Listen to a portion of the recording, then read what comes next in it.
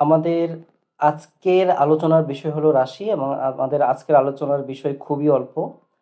আমরা এর আগের ভিডিওতে দেখেছিলাম যে বিজ্ঞান বাদ পরিমাণগত জ্ঞান বাদে বিজ্ঞান আসলে বিজ্ঞান না, এবং এই একই কারণে আমরা দেখেছিলাম যে পরিমাপ বাদে বিজ্ঞান আসলে বিজ্ঞান না। পরিমাপ হলো বিজ্ঞানের অস্তিত্বের অবিচ্ছেদ্য অংশ। তো পরিমাপ বাদে বিজ্ঞান যেহেতু বিজ্ঞান না, নেক্সট প্রশ্ন আসে যে আমরা বিজ্ঞানে আসলে কি পরিমাপ করি। বিজ্ঞানে বা পদার্থবিজ্ঞানে আমরা রাশি পরিমাপ করি। প্রশ্ন আসতে পারে যে রাশি কাকে বলে? উত্তর হলো আমরা বিশ্বজগতে যাই পরিমাপ করতে পারি তাই রাশি। যেমন তোমার উচ্চতা পরিমাপ করা যায়, তাই উচ্চতা একটা রাশি। তুমি কিন্তু রাশি না, উচ্চতা একটা রাশি। একইভাবে বিভিন্ন বস্তুর ভর পরিমাপ করা যায়, এই ভর হলো একটা রাশি। বস্তুগুলো কিন্তু রাশি না, ভর হলো বস্তুগুলোর ভর হলো এক একটা রাশি, বা বস্তুগুলোর ভর হলো রাশি।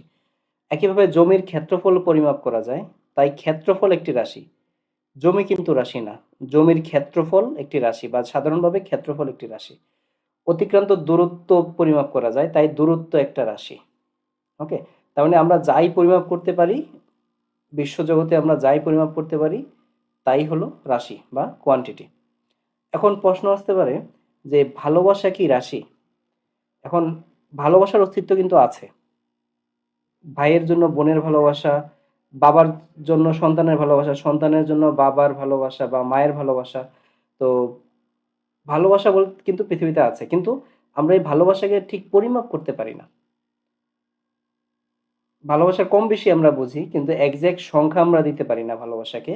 তাই পদার্থবিজ্ঞানে ভালোবাসা রাশি না, একইভাবে ঘৃণাও রাশি না। তো এ পর্যন্তই আজকে বলার ছিল। খুব শীঘ্রই দেখা হচ্ছে পরের ভিডিওতে। আল্লাহ হাফেজ।